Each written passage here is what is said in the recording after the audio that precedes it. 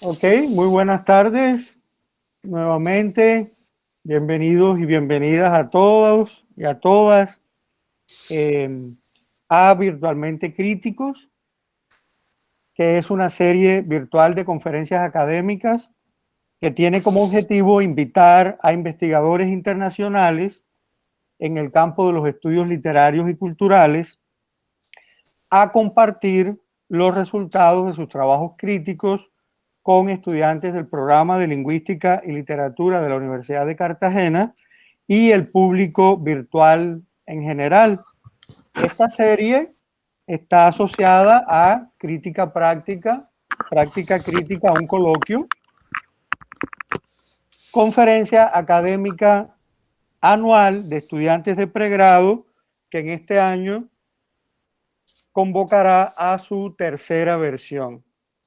Soy el profesor Kevin Cedeño Guillén y me da mucho gusto saludarlos a todos, en particular al profesor J.M. Persanch, nuestro conferencista invitado de hoy. José María es actualmente profesor asistente de español en el Department of Modern Languages en Western Oregon University, Estados Unidos.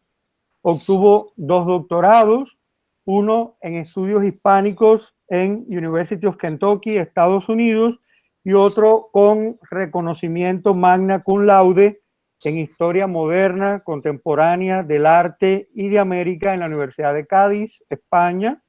También concluyó una maestría en enseñanza y licenciaturas en filología inglesa e hispánica en esta última universidad.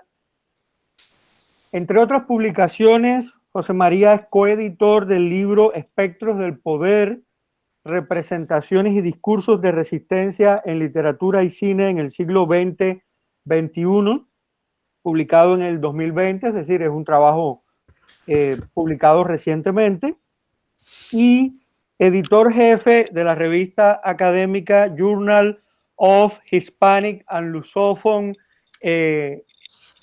Whiteness Studies. Sus campos de especialización son la lengua, literatura, cine y estudios culturales, tanto peninsulares como latinoestadounidenses y de Guinea Ecuatorial, y su investigación se enfoca en una perspectiva interdisciplinaria de la blanquitud que emplea un marco transnacional para su estudio racial, étnico, migratorio, fronterizo, etnolingüístico y de clase, ámbito en el que ha contribuido al surgimiento de dicha disciplina.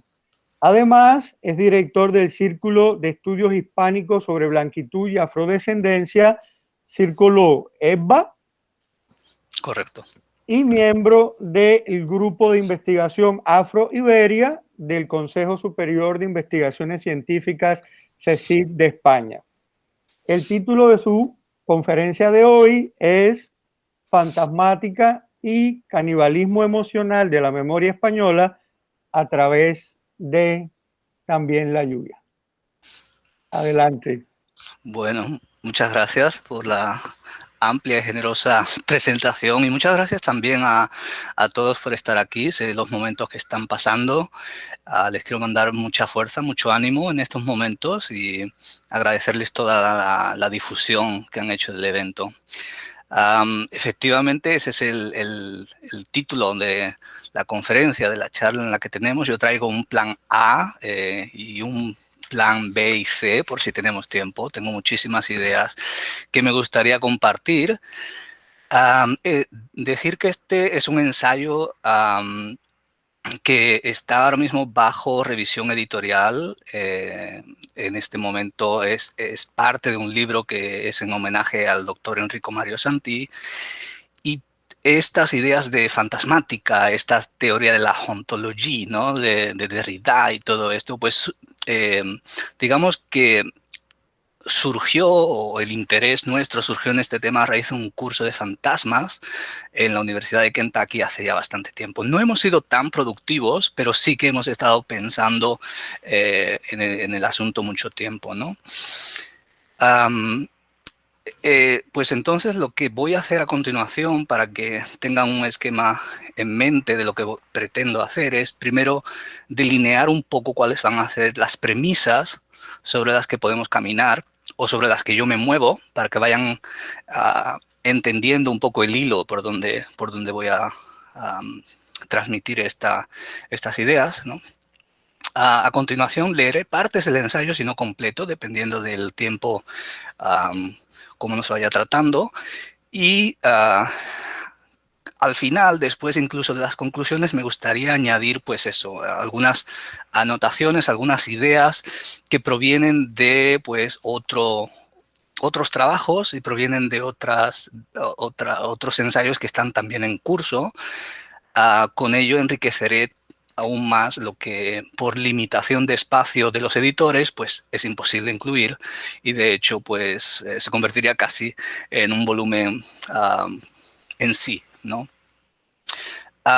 Comienzo lo que es la conferencia, por tanto, por delinear un asunto que es muy importante, y es que cuando hablamos de fantasmática, ¿verdad? Estamos hablando de algo que es totalmente abstracto. Se convierte en algo que es incluso inmaterial, emocional, en muchos aspectos. Vamos a ir transitando hacia ese lugar, y decir que esto desde el punto de vista, por ejemplo, de un materialismo filosófico, no tiene sentido. Es decir, el hecho de que no partamos de la realidad para explicar las cosas no tendría ningún sentido. Las ideas provienen de lo material. Nos han engañado en decirnos que las ideas provienen de las ideas. Esa es una trampa, un laberinto, un juego académico en el que no debemos caer. Entonces, esa es una primera premisa en la que, sin negar lo que voy a hacer, porque lo que voy a hacer es tratar de esta abstracción, vincularla de alguna manera a una corporeidad o materialidad. De hecho, que transite, y lo van a entender en la conclusión, entre algo que es real, que tiene efectos en el día a día, y esta abstracción de ideas, conceptos que en realidad son un constructo ideológico, ¿de acuerdo? Al decir esto, voy a adelantar algo de lo que diré al final, es que no estoy muy de acuerdo con muchos de los puntos que delimitan la fantasmática, o de la consideración que se le tiene a la literatura. Y entonces también me gustaría luego plantear cuáles son los problemas de diluir la literatura en estudios culturales, por ejemplo, y la importancia de la literatura en sí. Por ello, cuando hablo de fantasmática, realmente toda ficción, ¿verdad? Se dice que es irreal, no tiene fundamento, es una ficción. Sin embargo, esa ficción parte de, por ejemplo, una historiografía, el hecho de la conquista en este caso, ¿verdad? Y a partir de ahí se crea una ficción. Por lo tanto, la ficción en sí no es solo ficción, la ficción también tiene algo de real. En ese sentido, como yo concibo la literatura y como concibo en este caso el cine, es que está en un campo intermedio entre lo real y lo irreal. Por eso la fantasmática es tan importante y entra de lleno en su presencia y su ausencia. El fantasma es eso, ¿verdad? Es algo que está ahí, pero no está ahí. Es algo que sabemos que está influyéndonos, pero que materialmente no está presente. Entonces, la leyenda negra actúa así también. La primera pregunta que yo nos haría sería, ¿el Imperio Español acabó? ¿El Imperio Español ya no existe? Y seguramente todos dirán, bueno, ya acabó 1898, posteriormente dejó de existir. Háganse la pregunta entonces, si dejó de existir, ¿por qué lo siguen atacando? Si dejó de existir, ¿por qué es tan importante que la leyenda negra siga circulando y siga metamorfoseando en otras formas? Que anteriormente era el mal católico, el mal cristiano, y ahora es la persona que no es blanca. Por ejemplo, ¿de dónde proviene esa necesidad? Vamos a tratar de entenderlo hoy también. Estoy prometiendo mucho, espero estar a la altura. Hecha esa distinción y el camino, el tránsito que vamos a hacer para encontrar pues ese puente en el que algo abstracto puede afectar a nuestra realidad material, parto del ensayo con una cita que está en inglés, pero la voy a tratar de traducir al español, de Federico Fellini. Y dice: no hay final, no hay comienzo, solo la pasión eterna por la vida. Esto es muy importante porque lo que está hablando es que en toda, o sea, la ausencia es la presencia de un deseo. La ausencia es la presencia de un deseo. Por lo tanto, estamos entrando en que la ausencia absoluta es imposible. Siempre se rellena por algo. En este caso, por la fantasía. En este caso, por los traumas. En este caso, por el secreto, el tabú no superado. Y ahí se habla pues, de que la cripta, ¿verdad?, no está totalmente sellada. Y en momentos concretos de la historia vuelven a emanar esos fantasmas que no son sino traumas no superados, que pueden ser individuales o pueden ser transgeneracionales, por tanto, culturales. Podemos hablar de la esclavitud. Uy, me estoy oyendo ahora. Bueno, podemos hablar de la esclavitud, podemos hablar por ejemplo, el hecho de la guerra civil en España o, en nuestro caso, de la conquista y la pérdida final, el desmembrar el imperio, que mientras se entiende o se ha hablado de que son independencias, realmente lo que hay es una guerra civil dentro del imperio, auspiciada en muchos sentidos por el otro imperio, el imperio inglés, británico, y entonces tenemos que entrar en una dialéctica de imperios. No se entiende el fin del imperio español sin entrar en una dialéctica de imperios de intereses encontrados. Y ahí, cuando se va gestando todo lo que es la leyenda negra, entre otras cuestiones, establecen un nosotros y ustedes y nos dividen, cuando en realidad componemos un todo cultural. Entonces, voy a entrar aquí, luego retomaré muchos de los puntos, espero tener tiempo para retomar muchos de los puntos que acabo de avanzar en la segunda conclusión, que enriquecerá la primera. Los fantasmas son tan viejos como la memoria. Y sus historias, tal como advirtiera en cierta ocasión Jorge Luis Borges, lo son tanto como el miedo. Fantasmas, memoria, miedo, entroncan así pues de una manera intrínseca e inalienable con la génesis de lo humano, de lo cultural.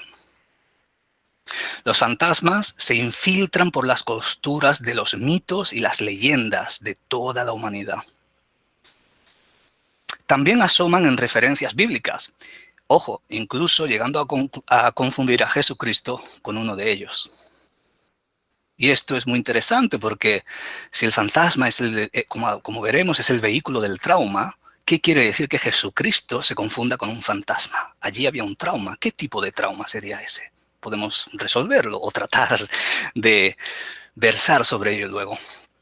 Irrumpen con gran virulencia en los periodos del gótico y del romanticismo, entre los siglos XVIII y XIX, para desquiciar los sueños de la razón de la Ilustración, y emanan del espiritismo y lo paranormal de comienzos del siglo XX. Están presentes siempre, desde el comienzo. Sin embargo, no encontrarán en ninguna de las tradiciones anteriores ni el enfoque ni la significación de la figura fantasmática que aquí vamos a explorar, cumplidas ya 2 décadas del siglo XXI. Los fantasmas de este ensayo no regresarán de entre los muertos para amedrantar y castigar, no vendrán a por los vivos. Supondrán, en cambio, figuras metaforizadas que enuncian huellas psíquicas respecto a la historia, la cultura la ideología. Lo que hoy conocemos como teoría espectral o estudio de fantasmas, que es así como doctor Enrico Mario Santi prefiere llamarlos, no se limita, por ende, a expresar, como así decía Borges, una relación exclusiva entre la memoria y el miedo, sino que transciende a eso para incrustarse en la psique social y en la conciencia humana. La fantasmática o espectralidad, tal como la define Enrico Mario Santi, examina, cito, la interrelación enigmática, the uncanny, entre el presente y el pasado, presencia de la ausencia, transmitiendo así la insólita angustia ante el presente. En un final, la espectralidad resulta ser menos un sistema de creencias sobre la persistencia de la vida más allá de la muerte que un método para entender la vida y la experiencia incluso de la muerte. Fin de cita. Se conjuga en la fantasmática, por tanto, un estudio interdisciplinario que parte del producto cultural como hecho histórico. Producto cultural como hecho histórico. Y esto es importantísimo dentro de lo que es la idea del materialismo filosófico, por ejemplo, porque tan solo podemos revelarnos o entender la historia mediante dos aspectos. Uno, los documentos. Otros, las reliquias. Cualquier otra cuestión, cualquier otro elemento que os quieran ofrecer para crear historia, ni caso. Son falsos, son discursos falsos, textos y reliquias. En base a textos y reliquias, por supuesto, la historia está totalmente abierta a reescribirse porque pueden encontrarse nuevas reliquias que cambien la historia. Esto lo sabemos en antropología, lo sabemos en muchos campos, ¿no? En los que se descubre un nuevo aspecto, un nuevo documento que niega lo anterior o que condiciona todo lo anterior. En este sentido, por tanto, lo cultural como texto histórico. Por ello, la película dejamos de verla como un entretenimiento, que es como nos lo ofrece la industria norteamericana, por ejemplo. Y a este punto hay que mencionar algo muy importante, y es que piensen quiénes son los líderes latinoamericanos culturales. ¿Quiénes son los líderes culturales españoles? Los escritores y los cineastas. ¿Quiénes son en Estados Unidos? ¿Son los escritores? No. ¿Por qué? Porque es literatura de entretenimiento. Cuando se nos niega a los españoles y a muchos latinoamericanos que nuestra filosofía no llega a gran nivel, porque no hay pensadores, grandes pensadores, ¿vale?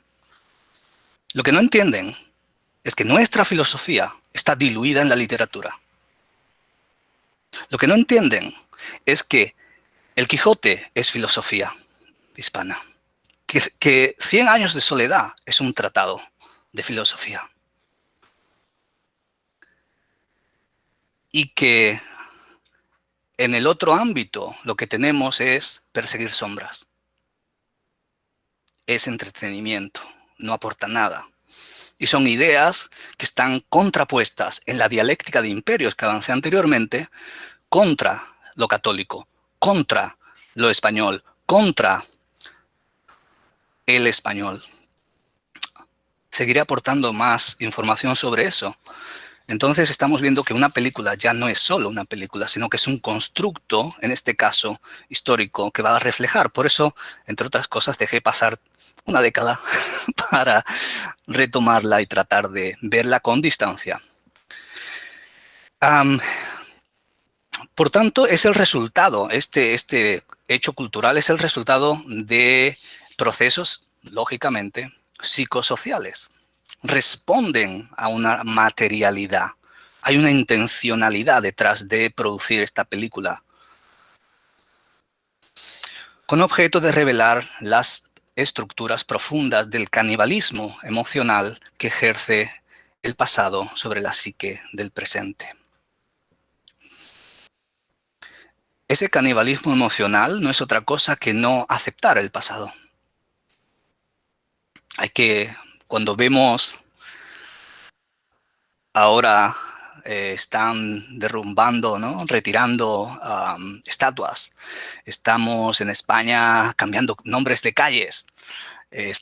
Tenemos una ley en España de memoria histórica que crea la oficialidad de lo que es la historia. Pues todo ello no hace otra cosa que silenciar parte de la historia, pero no la cambia. Porque ya existió, ya estuvo.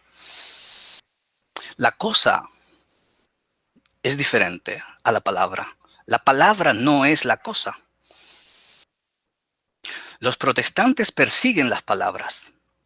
La academia, crítica, el posmodernismo, el Latin X, el latine. Todas estas palabras son palabras que nos dividen más, que nos quieren débiles. El Latin X, el latine que solo se aplica en español y no en inglés. ¿Por qué? ¿Nos quieren más divididos? ¿Nos quieren más fracturados? ¿Más imposibilitados de reaccionar? ¿Más debilitados? ¿Unas élites más acomplejadas aún? Entonces la cosa no es la palabra no es la cosa.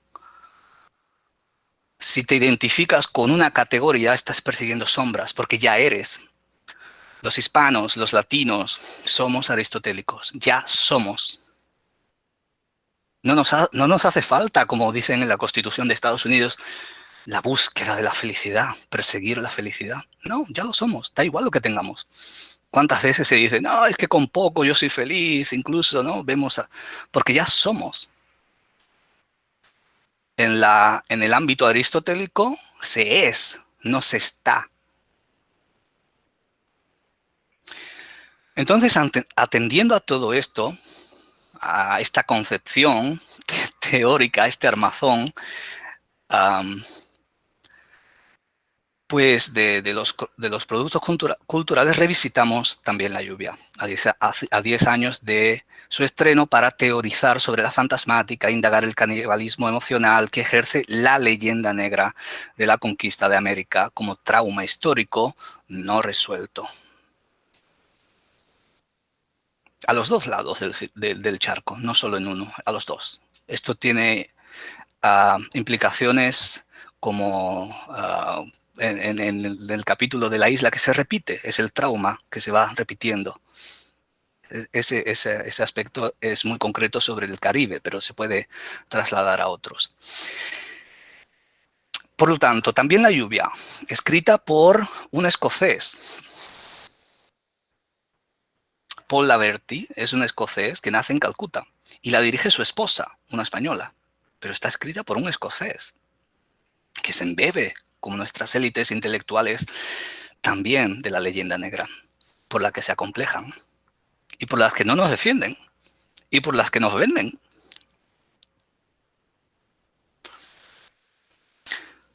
En este universo, ¿verdad? Ella articula una propuesta transnacional en un universo metafílmico y metanarrativo cuya historia se asienta sobre 3 tramas trenzadas. 1, la del rodaje del film del filme sobre la llegada de Colón a las Indias. 2, la del make-off sobre el rodaje de dicho filme. Y 3, la de la guerra del agua de Cochabamba a causa de las políticas de privatización en Bolivia. Por esto anterior, Franz Weiser afirma que también la lluvia, cito, interroga la habilidad postmoderna del film postmoderno, está en inglés, lo estoy traduciendo,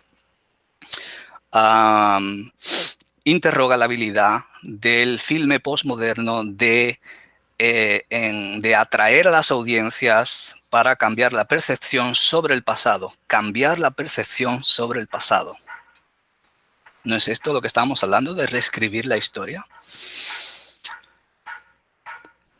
Entonces, todo ello hace, fin de cita, todo esto hace que el filme sea un producto cultural de alta complejidad técnica y conceptual que sitúa al espectador en una encrucijada entre la ficción y la vida, muy alejada del ámbito del mero entretenimiento audiovisual, que ya también advertí anteriormente. En una entrevista durante el Festival Internacional de Toronto, Laverty revelaba cómo el filme surge de una conversación con Noam Chomsky. Y sabemos todos, Noam Chomsky, de qué pie cojea y qué dice y qué no dice y qué defiende y qué no defiende. Y Howard Zinn es un historiador al que se le dedica la película, que es un ideólogo de la New Left, de la nueva izquierda. En este sentido, lo que tratan de hacer es preguntarse, pues, sobre qué ocurrió hace 500 años. Sobre, dicen, la explotación y el robo de recursos. No en vano, la crítica ha visto en esta propuesta una ambiciosa revisión histórica que acompasa, entre otros ámbitos, el cine épico, el cine social, el género documental, la historia colonial, la política y la globalización. Luis Prádanos apunta que, de hecho, cito, la mayoría de las películas dirigidas por Boyaín reflejan las contradicciones de la globalización en un plano íntimo, donde converge lo político y lo personal. Las películas de Boyaín suponen una contribución a la repolitización del cine. Por eso anunciaba que había una intencionalidad detrás de todo esto, ¿verdad? Fin de cita. A causa de ello, tal y como se ilustra desde la primera secuencia con la politización de la vida cotidiana, se señala al espectador como individuo corresponsable de la situación de explotación global, en lugar de protegerlo dentro de una ficción colonial épica que evite cuestionar su condición moral, la tuya, y su privilegio, en este caso occidental.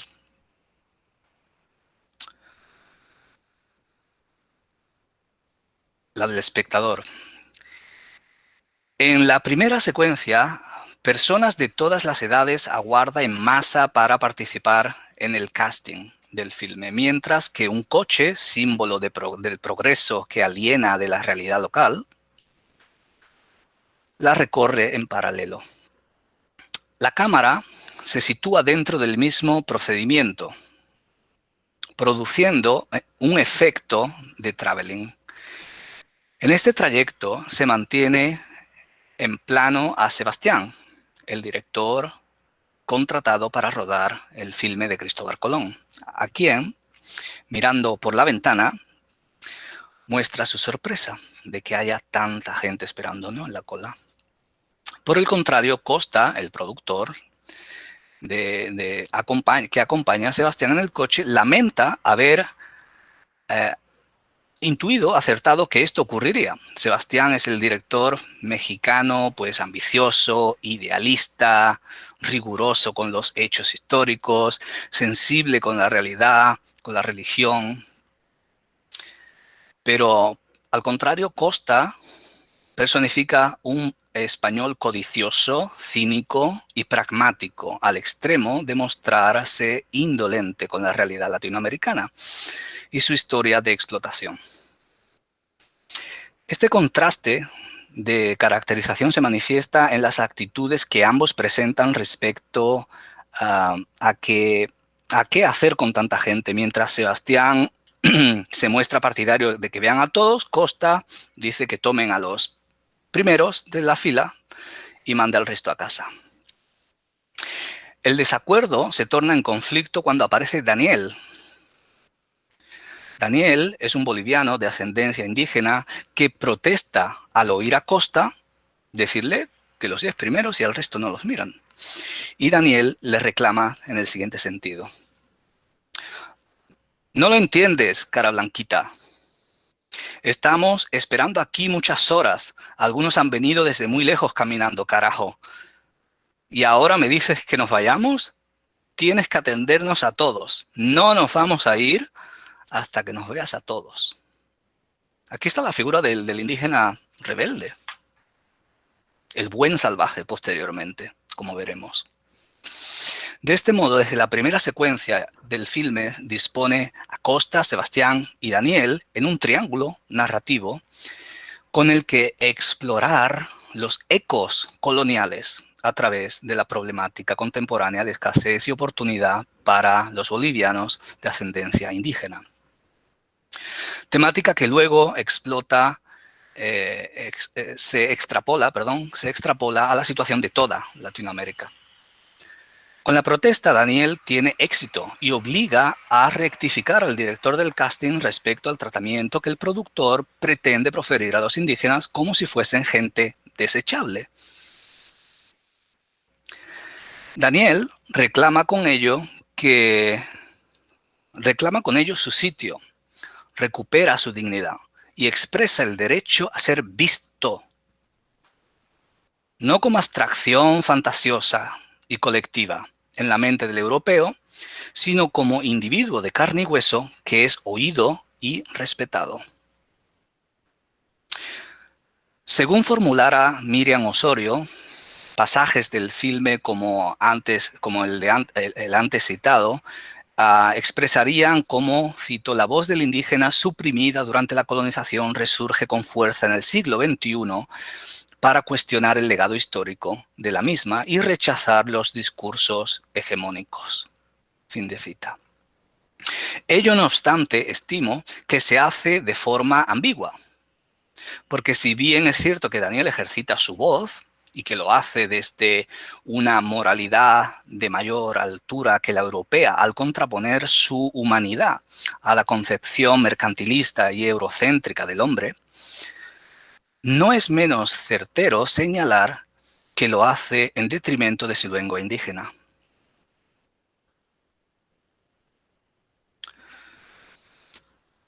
Igualmente, es de notar que, acto seguido, a la victoria dialéctica de Daniel aparece un helicóptero, esta es la imagen icónica, símbolo de la conquista de la modernidad, cargando una enorme cruz, símbolo de la tradición y la espiritualidad occidental, sobrevolando todas sus cabezas, lo cual indica que la pugna cultural continúa. Esta imagen es la que todos tenemos icónica, que también es una alusión a otra película, ¿verdad? A ver, pues esta es la imagen que todos tenemos en mente, es la del helicóptero. Sí la ven, ¿verdad? Es la imagen del helicóptero con la enorme cruz y tenemos la modernidad junto a la tradición y la espiritualidad de Occidente. Y la cruz, pues evidentemente está muy presente en casi, no voy a decir todas, pero en muchas de las escenas donde Daniel se convierte en ese rebelde. ¿Lo están José, viendo? disculpa, creo que no estás proyectando. Oye, perdón. A ver. Ahora sí. Ay, ay, ay, yo creía que sí, yo ya lo estaba señalando. Ahora sí que lo ven, ¿no? Ok, me estaba refiriendo a la modernidad del helicóptero junto a la tradición y la espiritualidad de Occidente. Y decía que cada vez que Daniel aparece como ese rebelde indígena, generalmente aparece acompañado de alguna forma del símbolo de la cruz, como ese continuo, esa pugna continua entre la tradición, la historia, la cultura, etc.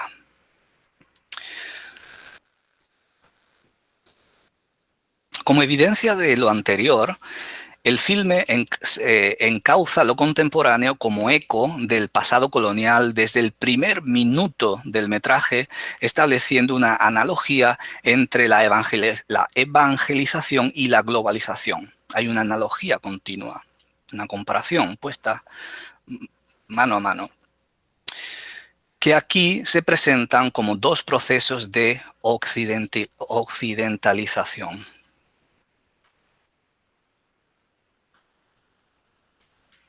Fabricio Cliento, en un artículo que expone la confluencia cinematográfica de las de las temporalidades históricas en También la lluvia, se ha referido a la antedicha correlación colonial con la globalización al apreciar que, que Sebastián problematiza, lo tengo en inglés, lo voy a leer en inglés porque esto no lo veo muy bien. Sebastian problematizes his stardom in the film as an ambitious director so absorbed by the cinematic masterpiece that he becomes blind to the second invasion. Es decir, él está tan ensimismado con la película que no ve que se está produciendo una segunda invasión, que es la globalización, según él. That's happening before their eyes, que está ocurriendo ante sus ojos. Entonces, the Columbus film, in Even the Rain, is a soaring epic period film that visually resembles a Hollywood-style production, while its contents are deeply anti-colonialist. The film within the film expedient allows Boyain an unapologetic delay of the horrors of colonialism. La película dentro de la película da la oportunidad, da la oportunidad a Boyain de reflejar los horrores de una manera que no tenga que pedir perdón, ¿no? Sin que sea políticamente incorrecta, por así decirlo. El filme, pues, el filme camina, pues, sobre las claras premisas ideológicas anticoloniales, antiglobalistas, con objeto de denunciar cómo la conquista continúa, aún bajo otros ropajes hoy, en países sudamericanos y centroamericanos. A causa de dicho posicionamiento político crítico, Nuria Llorente, en su estudio Retóricas y Estéticas del Descubrimiento de América, afirma que, cito, forma parte de esos estudios culturales que cuestionan el relato histórico operante. Formula una lectura actualizada y resignifica la historiografía de la conquista y que plantea la posibilidad de integrar el pasado en el presente para lograr una comprensión más completa de lo que supuso el proceso de occidentalización y sometimiento del Nuevo Mundo. La película articula paradigmas de comprensión que cruzan los planos históricos sociales en un proceso de reconstrucción de la memoria que consiste en dar carta de legitimidad a las nuevas lecturas del pasado. Fin de cita. Pese al esfuerzo del filme por lograr lo arriba citado, no debiéramos confundir ni el anticolonialismo ni los sentimientos occidentales de culpabilidad postcolonial, dos principios relativos respectivamente a la historia política y la moral, con la actualización, resignificación e integración del pasado en el presente. Pues son estos últimos tres aspectos codependientes de intereses transitorios de la memoria colectiva. Desde un punto de vista pasado y presente, colonialismo, globalización, desquician los límites del tiempo en También la lluvia, pero no consigue que el filme opere fuera de los márgenes tradicionales del relato contemporáneo sobre la conquista, sino que, por el contrario, lo hace a través de la transmisión de una dilatada e ignominiosa tradición negro-legendaria. A consecuencia de dicha transmisión, entiendo que el filme tampoco actualiza la historiografía de la conquista, ni acierta a integrar de forma exitosa el pasado en el presente. En cambio, pareciera más factible que, debido al mal uso del pasado, o en su defecto, que viene a ser lo mismo, a su utilización como un ariete ideológico. Productos culturales, como También la lluvia, pudieran causar estropicios irreparables que provoquen, sin más, un canibalismo emocional del pasado sobre el presente español y latinoamericano, ahondando en la huella psíquica de una repetición neurótica que permanezca latente en la psique social de la cultura contemporánea. De hecho, a causa de su simplificación y polarización en que resulta, no supondría ninguna exageración plantear que muchos de los males contemporáneos se deben en gran proporción a la tendencia a transferir en masa un modelo discursivo mitologizado e ideologizado,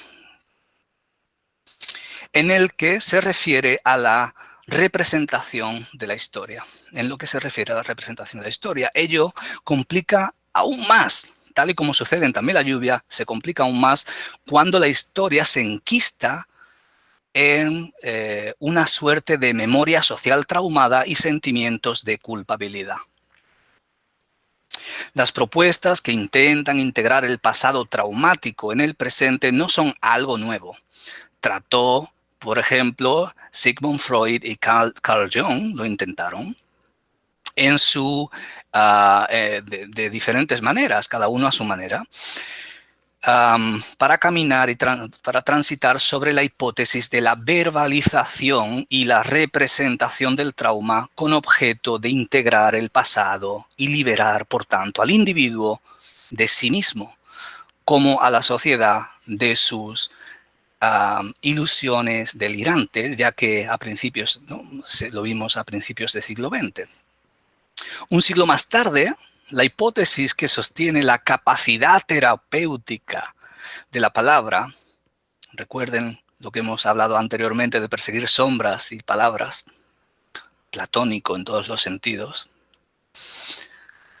y el simbolismo de la imagen sigue vigente en muchas ramas del conocimiento del saber científico. Cito: contar la historia de un pasado traumático, escribe Michael Roth, la hace parte ordinaria de la vida. El trauma, se le roba al trauma su unicidad, su aura es destruida. He hecho lo mejor que he podido en traducirlo. Telling the story of the traumatic past, escribe Michael Roth, makes it a part of the ordinary life. The trauma is robbed in its uniqueness. Its aura is destroyed. Se destruye el aura. Fin de cita. Se acude para ello a la palabra y la representación simbólica del hecho traumático,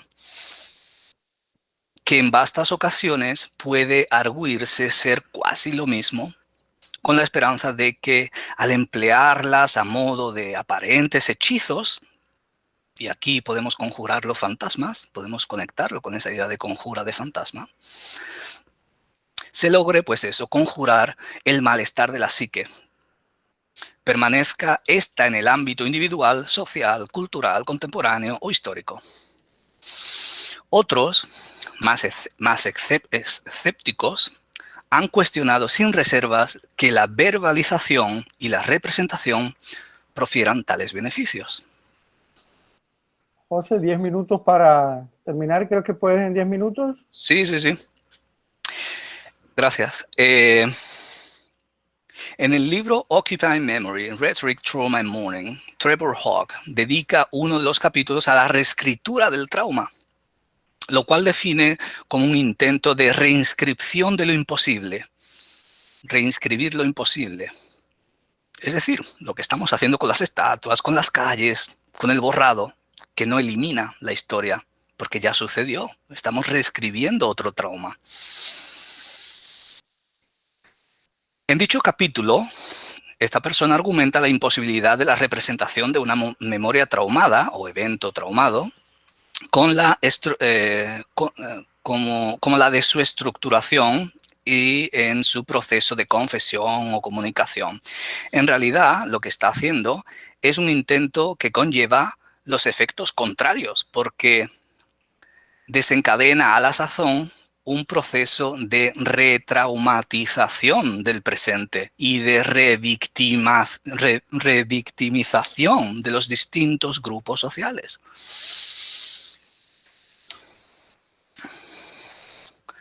Esto en la película se ve en varios momentos. Por ejemplo, cuando vemos, voy a ir saltando algunas partes para llegar. Vemos que la película va jugando, por ejemplo, con el blanco y el negro. De esa manera va al presente, va al pasado, pero las escenas son repetidas, son las mismas. Cuando están los actores representando la llegada al nuevo mundo, luego se filma esa misma escena con los actores vestidos de época en blanco y negro. Por lo tanto, hay esa continuidad en desquiciar el tiempo. Algo similar, ¿vale?, a esto que estaba comentando ocurre con las aspiraciones de Montesinos y las casas. La grabación de la escena haciendo el uso del blanco y negro con actores, como ya he dicho, y este es un poco el diálogo que mantienen.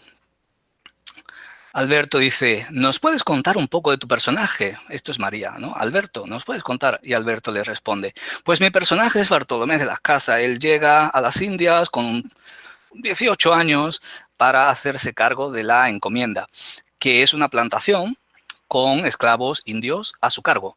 Pero luego, traumatizado un poco por las masacres que vio, dedicó el resto de su vida a la causa de los indios. Se hizo dominico, estuvieron a punto de matarle 2 veces. Bueno. Y entonces como que está, ¿no?, está viendo, está jugando con la historia del presente, la está modulando un poco. Y tú, Juan, y le dice, yo hago de Montesinos.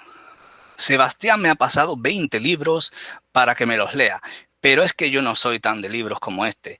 El caso es que mi personaje no es ni tan famoso como el de Bartolomé, pero bueno, pero es más importante. Es más importante que Bartolomé porque yo fui el primero que intercedí por los indios. Yo fui el que desencadenó todo. Yo di el famoso sermón de yo soy la voz de Cristo y en el desierto, en esta isla, y estáis en pecado mortal. Ese fui yo. Entonces está conectando totalmente. Ese fui yo. Está conectando el presente con ese pasado. De alguna forma está transfiriendo eso. Se está transfiriendo ese significado. Lo está volviendo a traer al presente.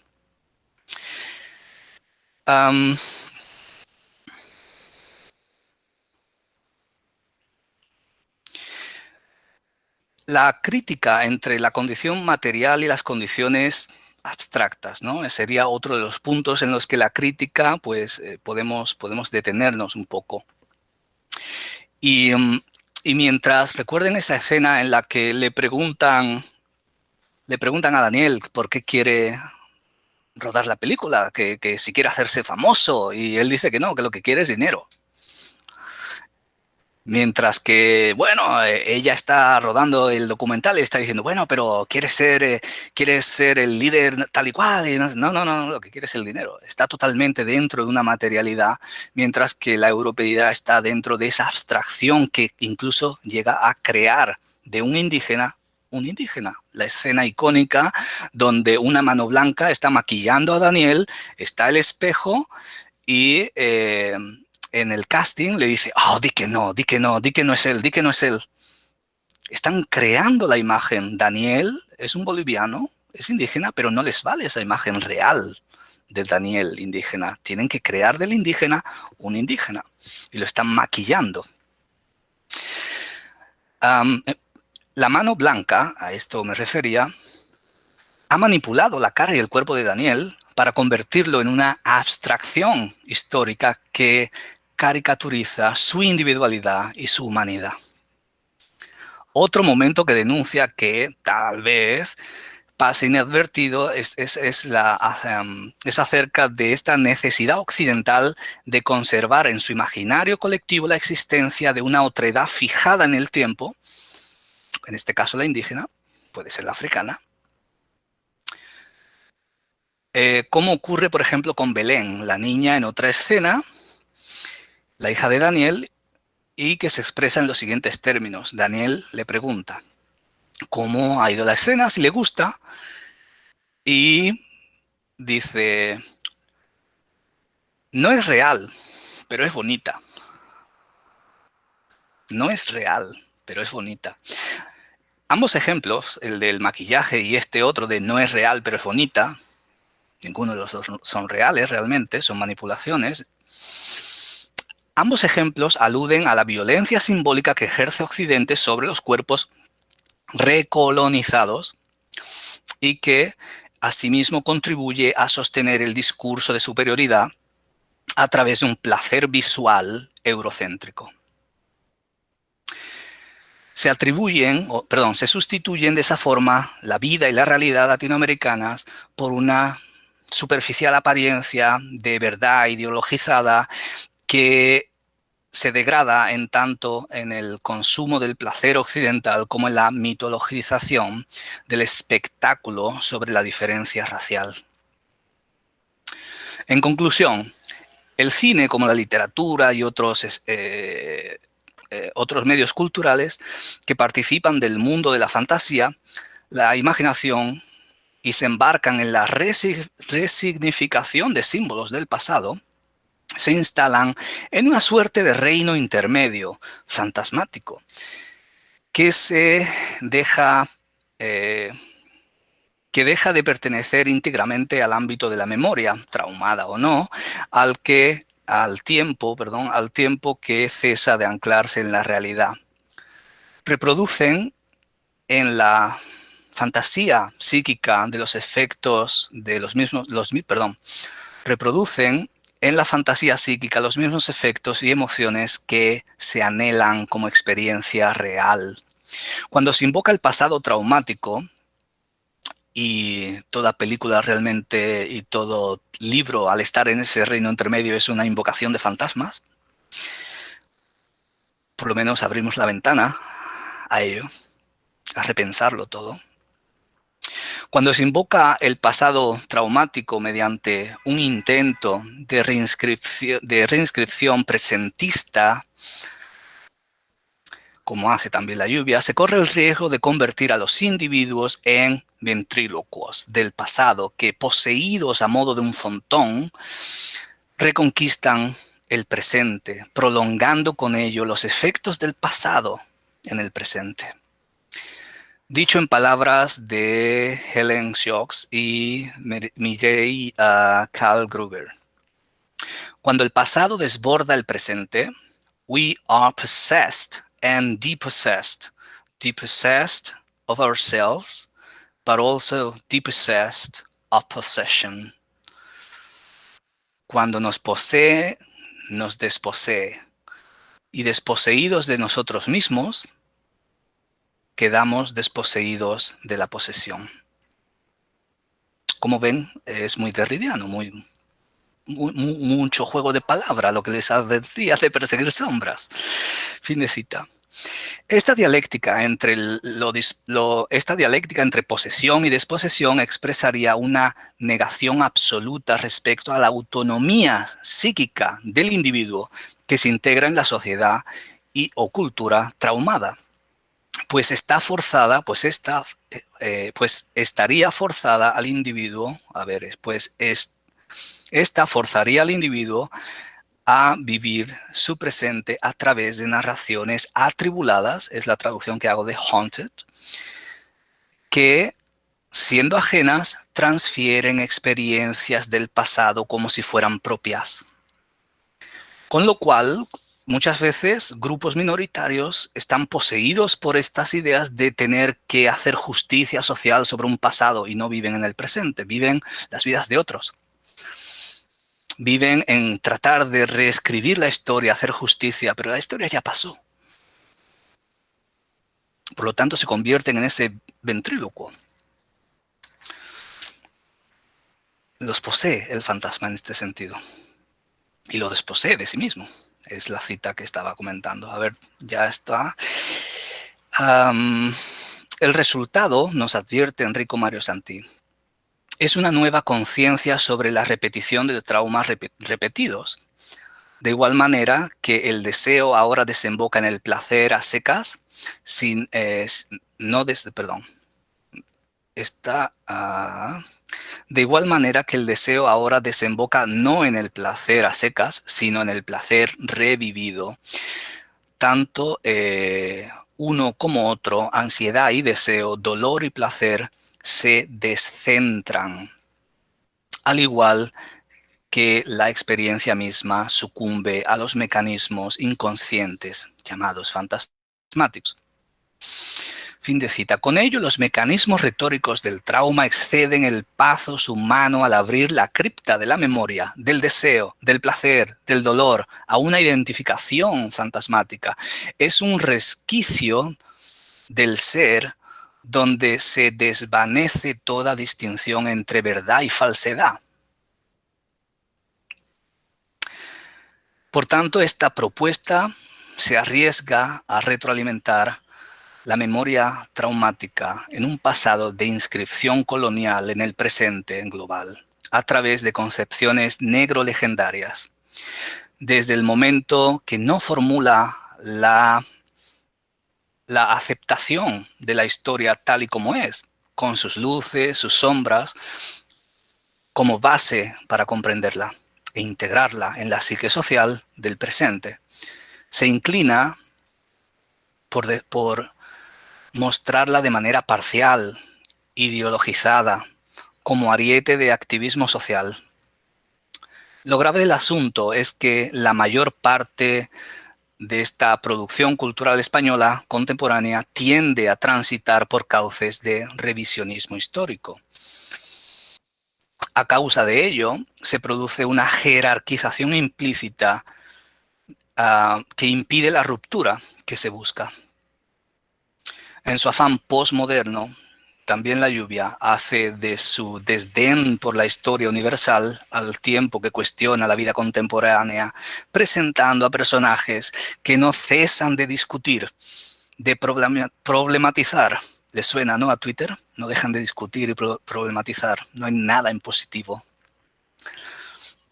Es la idea de la crítica, la crítica, ¿no? de la Escuela de Frankfurt. Criticar, señalar el problema, hacer visible sin aportar solución. Eso es el postmodernismo. Entonces, en esta última instancia, conciben una mirada anticolonial y antiglobalista que desempeña la función de desestabilizar la misma posición privilegiada que comparten. Ellos quieren desestabilizar la posición privilegiada desde la que proyectan el film, la película y la conciben. De este modo, el filme se erige en una voz crítica de la conciencia que expone la hipocresía de Occidente que, de forma tan natural como ideal, se proyecta irreversiblemente como un mero observador neutro de la historia. Por lo tanto, vuelve a hacer lo mismo, no se sale de su eurocentrismo. Voy a dejarlo ahí. Muchas gracias, han sido muy pacientes. Espero que no haya sido demasiado pasional. No suelo llevarlo tan arriba.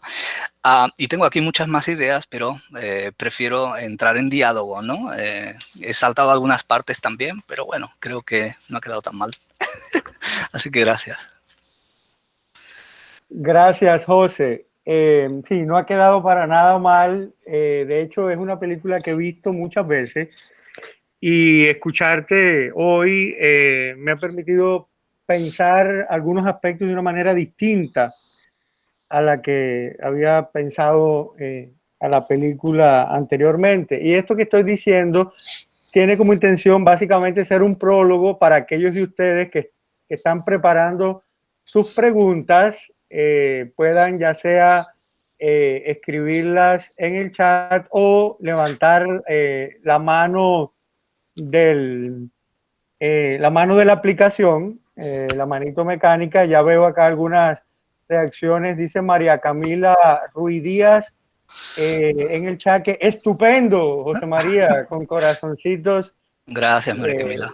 Y todo eso. Creo que te había comentado que Ya veo que tenemos manos que se van levantando. En la versión de febrero de Crítica Práctica, Práctica Crítica, un coloquio, tuvimos una ponencia de la estudiante Diana Mondol de quinto semestre que veía la película no desde estas problemáticas que tú las ves digamos,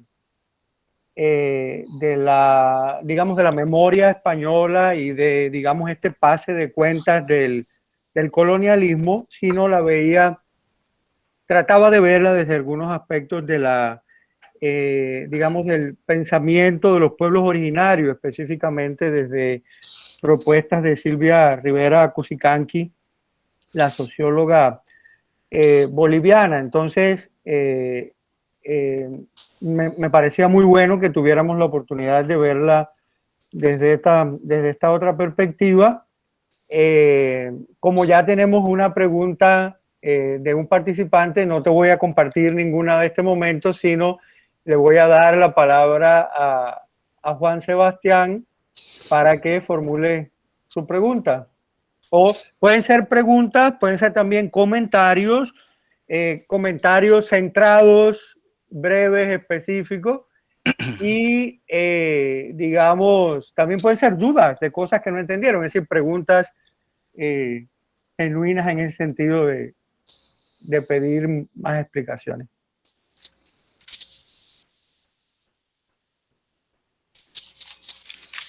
Es tuya la palabra, Juan Sebastián.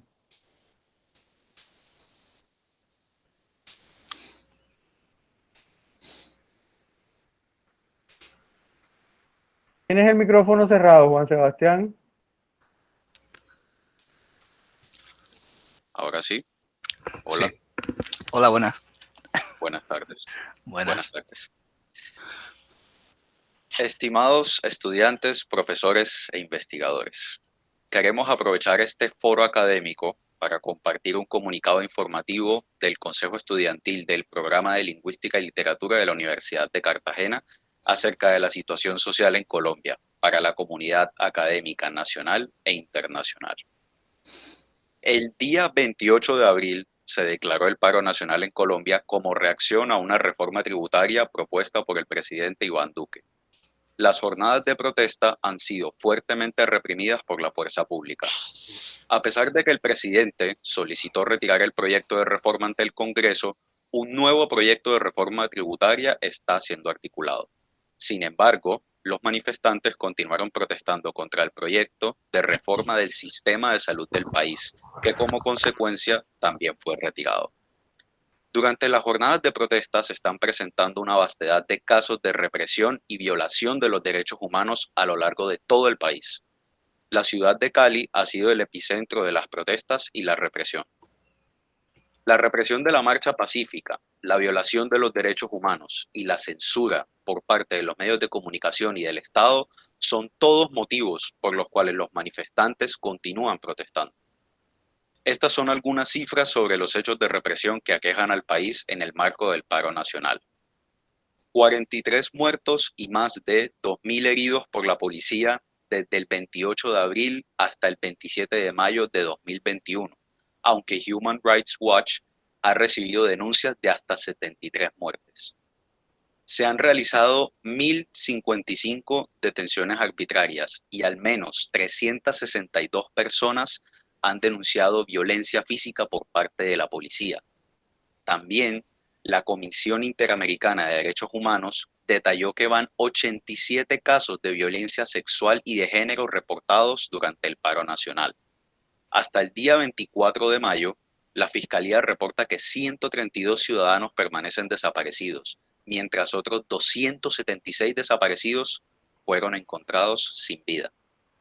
Además de los motivos de protesta previamente mencionados, existen otras reivindicaciones del paro nacional de 2021. La primera de ellas es la violencia de género, que ha sido una constante en el país. Según las cifras del Observatorio de Feminicidios Colombia, van 208 feminicidios hasta el mes de abril de 2021. La desigualdad social también es uno de los principales motivos que han impulsado las protestas. El Departamento Administrativo Nacional de Estadística informó que el 42,5% de la población colombiana se encuentra en estado de pobreza. Además, reporta que un 15,1% de la población se encuentra en situación de pobreza extrema. Lo más destacable en medio de la situación que atraviesa el país es la voluntad de cambio que impera en las acciones de los manifestantes. Traer a colación todas estas cifras no es casualidad. Somos una generación de cambios, una generación que quiere, a través de la empatía, poner fin a todo tipo de violencia, discriminación y desigualdad. En el 2021, Colombia abrió los ojos, pero especialmente somos los jóvenes quienes portamos el cambio a nuestras espaldas, porque seguiremos transmitiendo el siguiente mensaje a las futuras generaciones. Yo estoy aquí para escucharte. Marchamos por el respeto, la inclusión y la igualdad, por una paz para todos, una que quiere justicia y que no se cansará de luchar hasta ver un nuevo amanecer. Muchísimas gracias.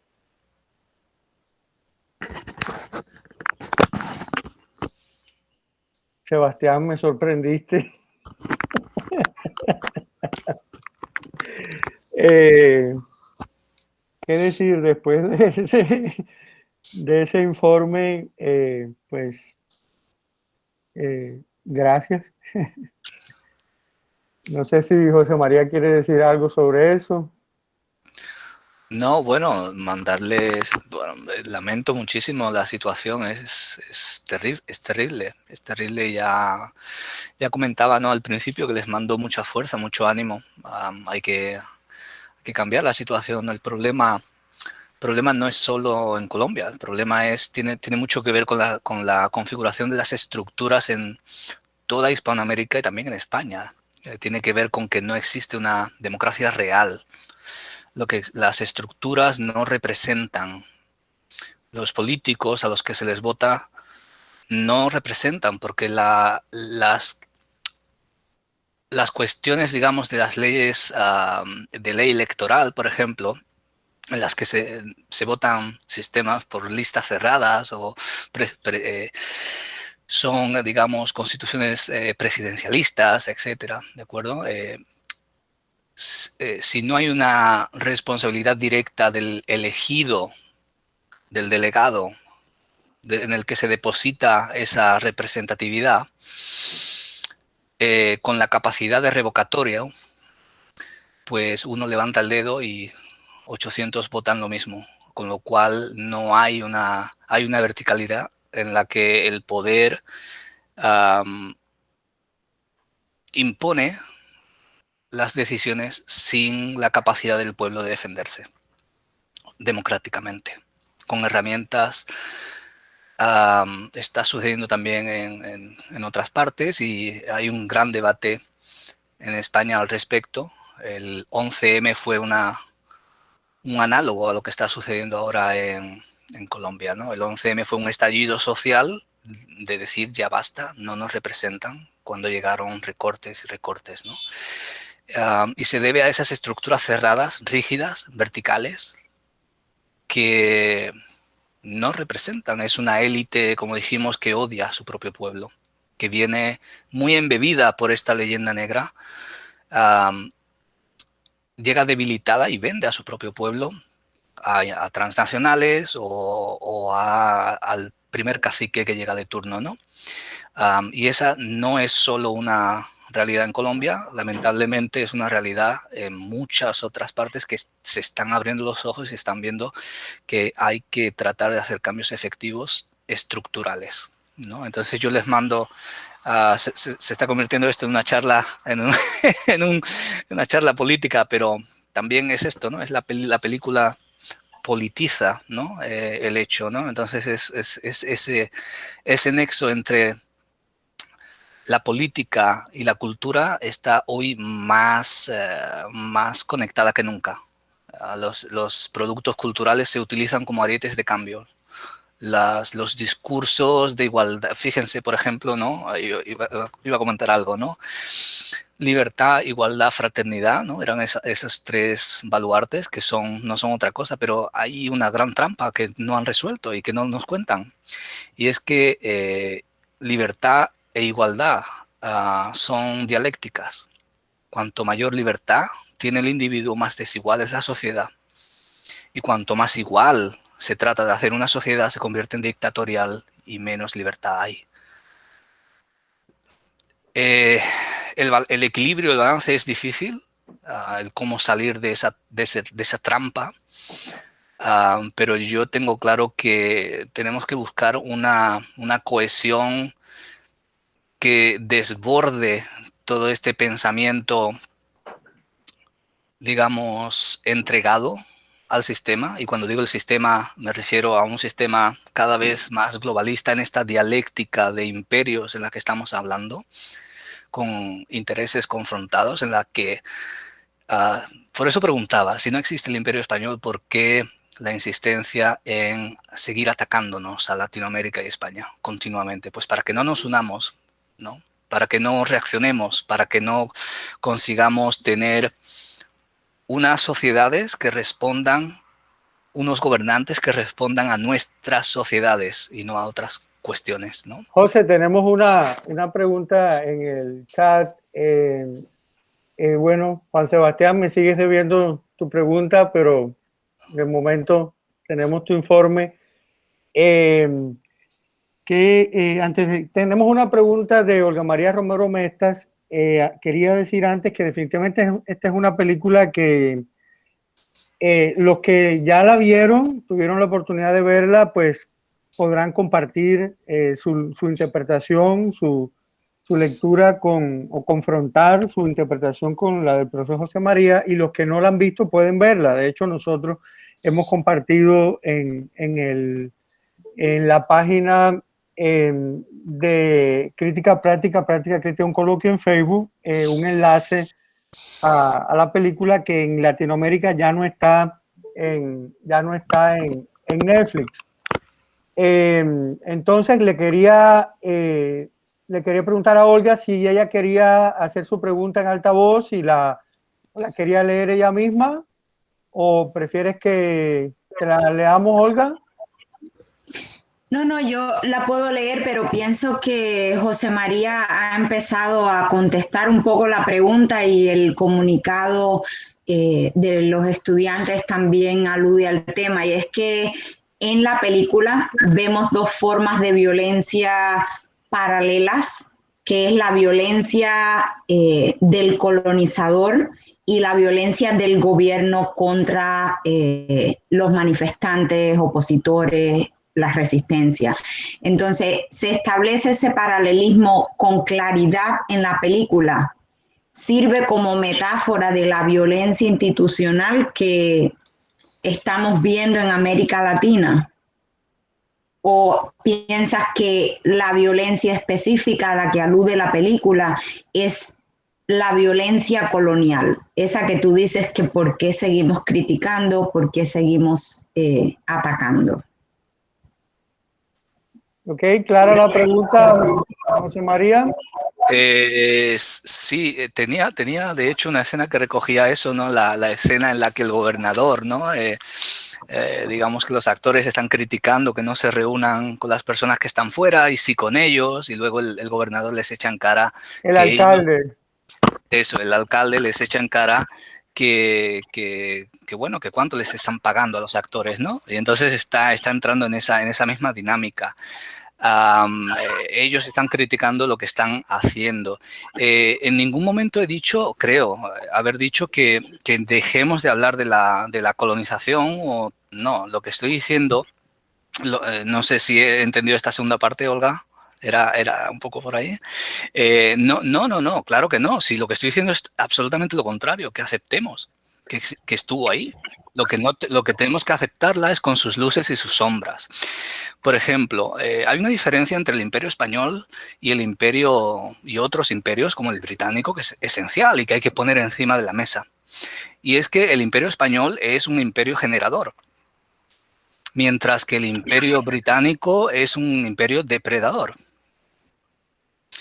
El Imperio Español generador en el sentido de que incorpora de alguna manera a las estructuras, al orden jurídico y a las estructuras del imperio a las poblaciones que va va encontrándose de alguna manera, ¿no? Pensemos en las pinturas de casas, que son, sino otorgar derechos a las castas, perdón, las pinturas de las castas, si no son otorgar derechos a todos los ciudadanos, tenerlos dentro del ordenamiento jurídico. ¿A qué pueden hacer, qué no pueden hacer? Por ejemplo, el hecho de que exista la República de Indias, ¿qué significa eso? ¿Qué significa el hecho de las leyes de Burgos de 1552, creo que fue, ¿no? El hecho de que Latinoamérica tenga vasta población de indígenas y nos preguntemos dónde están en Norteamérica, ¿no? Es decir, el hecho de que la idea del imperio generador se hace a través de la integración, asimilación y sincretismo. Y eso se da en Latinoamérica, no se da en Norteamérica. Y el hecho de que la leyenda negra diga que los conquistadores que mataron a indígenas fueron los españoles, bueno, tal vez estén proyectando lo que ellos hicieron. ¿Qué son las películas del oeste sino el genocidio de los indígenas? Les recomiendo un libro que abre mucho los ojos al respecto, que es el libro de Elvira Rocabarea, Imperiofobia y leyenda negra. Y lo que dice es que los imperios generan envidias y los imperios lo que hacen, los que se rebelan contra el imperio, pues van creando esa propaganda. Y analiza los diferentes imperios, el imperio ruso, el imperio romano, el imperio español, y ve que la propaganda es exactamente la misma. Hay una imperiofobia, que en el caso de la imperiofobia hacia lo español es por su catolicismo. Recordemos la reforma de Lutero. Y Lutero, pues digamos que Carlos I se convierte en Carlos V del Sacro Imperio y pues llega Lutero, hace la reforma, los príncipes germánicos deciden que todo se tiene que convertir al protestantismo y Carlos V lo que hace es defender la ley. Es decir, que al final lo que estamos viendo es que hay una dialéctica de imperios en la que estamos embebidos en la historia que han escrito nuestros enemigos. Eso es la leyenda negra, es la distorsión y el silenciamiento continuo de las aportaciones de Latinoamérica y de la hispanidad. Es el hecho, por ejemplo, de que Cristóbal Colón en Estados Unidos se asocie con Italia y no con España. Es el hecho de que no se mencione el nombre España en ningún momento en positivo. Es el hecho de que se estén derrumbando ahora muchas de las digamos, estatuas en Estados Unidos, ahora sí, ¿no? Que tienen que ver con España, de los fundadores, que son conquistadores, ¿no? Y estos movimientos.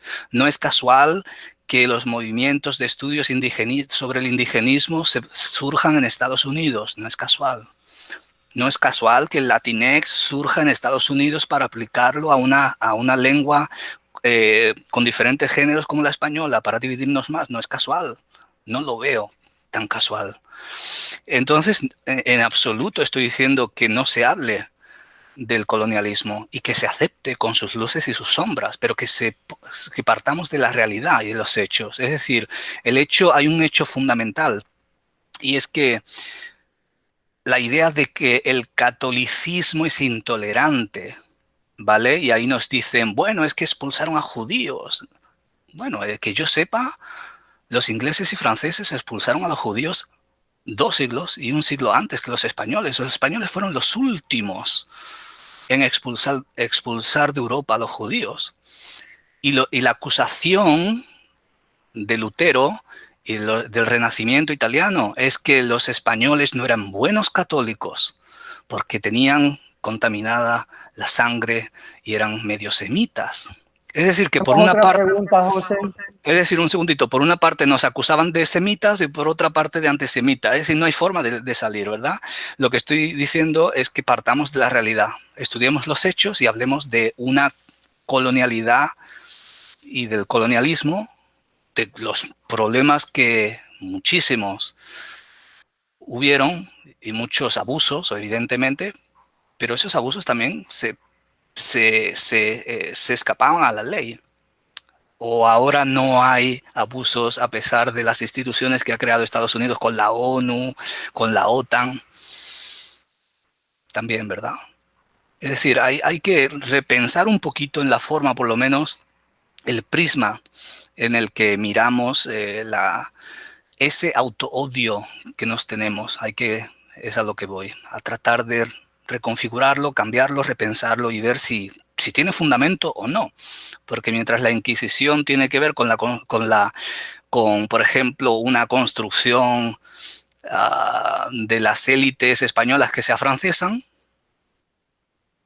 bueno, pues la caza de brujas, ahí no hay ningún problema, ¿no? Y es protestante el hecho. José, tenemos varias preguntas. Sí, por favor, me extendí bastante. Sí. Perdón. Bueno, en orden, veo que primero tenemos una pregunta de Edgar, luego tenemos una pregunta de Ronald en el chat y luego tenemos una pregunta de la profesora Silvia. Edgar, ¿quieres hacer la pregunta en altavoz? No es tanto una pregunta, sino más, pues sigue el orden de un comentario. Un breve comentario, ¿cierto? Justamente breve, realmente no lo quería hacer porque es imposible que sea breve. Yo tuve muchos conflictos con la exposición del profesor J.M. Persanch y justamente esos conflictos se me reiteran ahora, principalmente por el tema de la leyenda negra, que para mí sigue siendo pues muy conflictivo. Y justamente porque en ese afán de España como de alguna forma absolverse y pues de criticar lo que en cierta medida pues es cierto, que es digamos toda la propaganda negra, hay también mucha condescendencia y es como que lo que también percibí en la lectura del profesor sobre lo que es la colonización y pues los procesos también que se viven desde Latinoamérica cuando habla un español justamente pues de la leyenda negra y de sus implicancias pues para ellos, más allá de pues las voces de los latinoamericanos y pues de la historia, pero también de la crítica latinoamericana en torno a ello. Solo eso. Bueno, yo he estado criticando el eurocentrismo continuamente, ¿no? He estado diciendo que la parte problemática, creo entender, es el absolverse de la leyenda negra. No creo que se trate tanto de absolverse en una parte, sino de entender que la leyenda negra afecta a ambos lados del charco. Esa es la idea que he querido transmitir. No se trata tanto de exculpar a España y poner una leyenda rosa, que todo lo hizo bien el imperio y que todo lo hizo bien España. No es así, no es eso lo que he dicho en ningún momento, creo. Y si lo he dicho, me gustaría saber en qué parte para poder modificarlo, porque no es la idea. La idea es que no hay un nosotros y ellos en la leyenda negra, que somos todos parte de esa leyenda negra. Que seguramente, sin seguramente, ¿no? Los conquistadores o algunas de esas personas que no actuaron muy bien sean abuelos de algunos de ustedes o tatarabuelos o algo. Es decir, no, la influencia del discurso de Inglaterra de fragmentarnos a nosotros, de fragmentar y crear no un Estados Unidos del Sur, por así decirlo, fue el hecho de que en esa dialéctica de imperios, Inglaterra entra de lleno a dividirnos, a crear fronteras entre nosotros, a que estemos continuamente divididos. Y de hecho son ellos los que financian gran parte de esas independencias. Por supuesto, España entra luego a ayudar también con Francia, a ayudar a la independencia de Estados Unidos o de los estados de la Unión de Inglaterra. Es decir, a esa dialéctica no podemos escapar. Y pues reiterar eso simplemente, ¿no? En la leyenda negra estamos todos implicados. Y no se trata de absolver a nadie, se trata de aceptarla como es, poniendo los hechos sobre la mesa y decir, Hubo cosas que no se hicieron bien, hubo cosas que sí se hicieron bien. Y lo que hace la leyenda negra es una ideología histórica, política, económica, de distorsión, omisión y silenciamiento. Pero no solo de un lado, sino de todos nosotros a los dos lados del charco. Entonces no sé si con estas respuestas se ve un poco menos conflictiva, espero, la interpretación o lo que trataba de plantear, ¿no? Pero bueno, esa es un poco la visión, ¿no? Que me gustaría que tuviéramos, ¿no? El dejar un poco de matarnos entre nosotros sin necesidad, de aceptar cómo fueron las cosas, ¿no? Es un poco el planteamiento, porque nos implica a todos. Y lo que no... Sí. Perdón. No, sí, sí, sí. No, gracias a Edgar por su intervención. Creo que es muy pertinente. Estaba pensando, José, Ronald, te voy a dar la palabra en un segundo para que plantees tu pregunta oralmente. Estaba pensando en varios filmes recientes, filmes españoles recientes que están haciendo, es decir, haciendo un pase de cuentas, un análisis del legado colonial español en varias partes del mundo. Y estaba pensando, por ejemplo, me gusta que tú lo ubicas de esa manera porque me hace pensar en otros filmes recientes que con mayor o menor acierto, que en el caso de También la lluvia, hacen esos balances. Estoy pensando Palmeras en la nieve, de la experiencia colonial bueno, un área de tu especialización, Guinea Ecuatorial, y estoy pensando también en una producción quizás menos lograda, que es Hasta el último hombre, que es la retirada de los españoles de Filipinas. Sin embargo, lamento tener que coincidir con Edgar, que la manera en que ha presentado la leyenda negra en el contexto del análisis de la película requiere de mucho mayor problematización. Porque, digamos, no queda claro cómo estás tratando de hacer esa relación entre las distintas experiencias imperiales, las distintas experiencias coloniales. Que hay cosas en la película que dan para ese análisis. Por ejemplo, el guionista, como tú, bueno, el director es, el director de la película, dentro de la película, es mexicano, el productor es español, pero la financiación es norteamericana. El capital para filmar la película es norteamericano. Y al final, el malo, el colonizador malo que solo piensa en el dinero, termina convirtiéndose en el bueno, en el salvador de los indígenas, y el director mexicano bueno, que pretende retomar la parte humanista de la conquista, termina siendo el más inhumano y el que desconoce las protestas sociales y la razón de...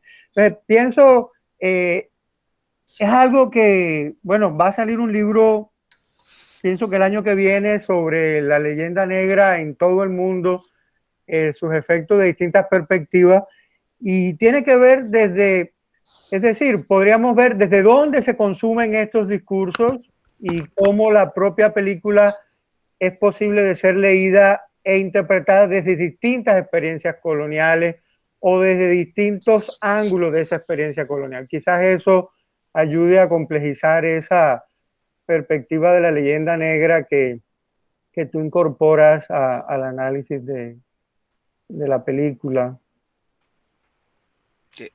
¿Quién está elaborando ese libro o ese volumen? Bueno, los editores son Karen Stolley de Emory University y Kathy Jaffe de la Universidad de Texas, y va a salir con Oxford Studies of Enlightenment.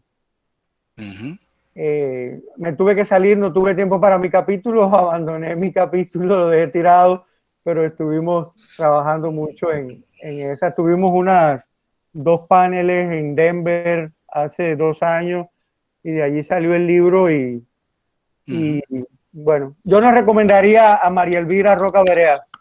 No, bueno. No, para nada. Pero bueno, le doy la palabra a Ronald.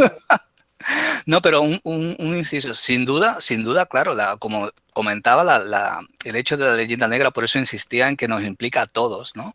Y entonces un volumen como este, que lo mire desde diferentes, digamos, realidades materiales, ¿no? Y desde diferentes experiencias vitales y realidades históricas, es muy pertinente. Entonces, claro que sí. Y yo creo que va a ser muy enriquecedora. Hay españoles, hay latinoamericanos, hay gente de Escocia, de los Estados Unidos. Entonces, digamos, un discurso que circuló en muchos ámbitos y que todavía no ha logrado ser cogido así como con cierta asepsia, separándolo de esos conflictos y de las repercusiones actuales de esos conflictos de colonización, y pienso que va a ser una buena experiencia poder verlo desde esas distintas perspectivas. Ronald, ¿listo? Buenas tardes. Bueno, yo estaba comentando, bueno, ahí en el chat, de que me di cuenta, bueno, en mi punto de vista, de que la película manejaba como esos dos contrastes. Primero estaba la producción de la película, pues de Bartolomé de las Casas y La Conquista, y luego estaba el inicio y el desarrollo de las manifestaciones que tenían los del pueblo. Entonces, usted mencionó el término de recolonización. Entonces mi pregunta iba dirigida en que si se podría trabajar esos dos aspectos conjuntamente, como que alegando a que las manifestaciones la represión hacia las manifestaciones podrían ser consideradas como una recolonización. Es decir, que estos estamentos de poder, estas personas que mantienen el control, reprimen, censuran e imponen de cierta manera las formas de vida de las personas. También les suben los impuestos, les aumentan el precio a los productos, al agua en este caso. Entonces, como que esa era mi pregunta, si se podría trabajar conjuntamente de esos dos aspectos, tanto de la colonización como si hacia las manifestaciones que se han dado principalmente en América Latina y demás. Claro. Es así. Es lo que estaba planteando cuando decía, no en el ensayo, creo, pero sí en el comentario a Juan Sebastián anteriormente, ¿no? Es esa idea de estar dependiendo siempre no de nosotros mismos, sino depender siempre de otras cuestiones en las que, bueno, trascienden a nuestra capilaridad nacional, siempre, ¿no? Es esa recolonización, es esa vuelta de tuerca a la que, pues, sí, absolutamente. Volvemos también a comentar un poco, conectarlo con el comentario de Olga anteriormente, ¿verdad? Es esa idea en la que el alcalde está reprimiendo fuera a su propio pueblo, mientras que está recibiendo al extranjero, ¿no? Con los brazos abiertos dentro de Palacio, ¿no? Dentro de la alcaldía. Es esa misma idea de que unos todavía tienen más derechos que otros, ¿no? Es esa ruptura entre una materialidad, una realidad latinoamericana, en este caso, de la que estamos comentando, puesta en contraste en esa dialéctica, en este caso, pues, de intereses transnacionales, que yo aludía como dialéctica de imperios, pero se puede también, existe antes que la dialéctica de imperios, está la dialéctica de estados, ¿no? Pensemos, ya trascendiendo un poco la película, que también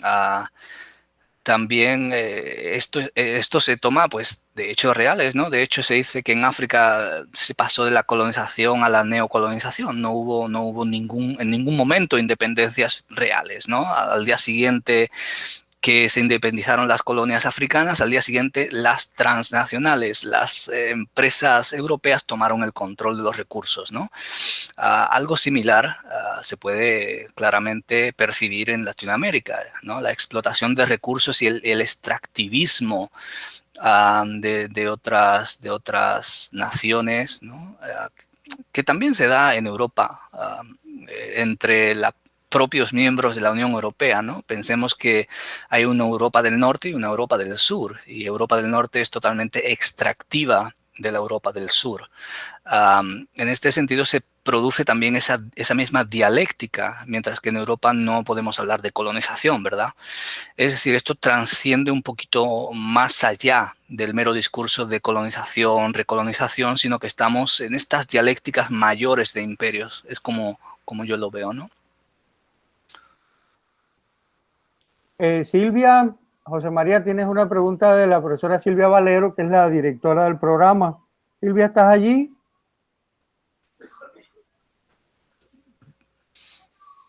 No se oye. Tienes el micrófono cerrado, Silvia. Ay, quise abrir el micrófono y abrir la cámara. Hola. Bueno, no importa. ¿Qué tal? Hola, encantado. Igualmente. José María, yo vi esta película cuando salió, o sea, hace muchos años y no la volví a ver. Yo también quiero decir que tuve mucha tensión y contradicción con tu exposición, muchísima. Creo que no se puede, también estoy de acuerdo con que no se puede reducir la historia a una leyenda negra o a una leyenda rosa, que la cosa es mucho más compleja que eso. Pero hubo algo que repetiste un montón de veces y que a mí me quedó dando vuelta, que tiene que ver con estos ideologemas de la politización y la ideologización como algo negativo dentro de la película. Como si, y esto lo repito porque es un discurso que nosotros en América Latina venimos escuchando constantemente, como que la ideologización es algo negativo y que solamente lo practican algunos sectores de la política de nuestros países. A esto lo relaciono un poco con lo que estabas diciendo con respecto a la caída de los, al tema de las estatuas. Es cierto, la historia no se puede cambiar, lo que se puede cambiar es la percepción de lo que pasó. Es decir, se contó una historia, bueno, vamos a ver que hay otra. Y si no contamos esa historia nueva, no hubiera habido el grado de concientización que hubo en los últimos años en las poblaciones de América Latina. No hubiéramos tenido un Evo Morales, por ejemplo, para ir a Bolivia, que es el caso, ¿no? A pesar de que las tuvo que sufrir muchísimo. Pero yo siento, perdón, ¿no? Esto es sin ánimos de ofender, por supuesto, no encuentro otra palabra. Yo sentí un grado muy fuerte de hispanofilia. Y entonces me pregunto, ¿es esto de la política? Que no está mal, yo no te estoy ofendiendo, digo, son posiciones.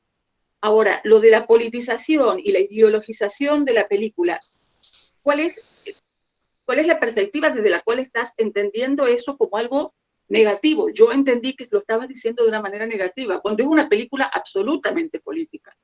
Y lo es. Yo me refiero a ello como la utilización ideológica como ariete político. Es decir, toda ideología es una parcialidad de la realidad, es una visión parcial de las cosas.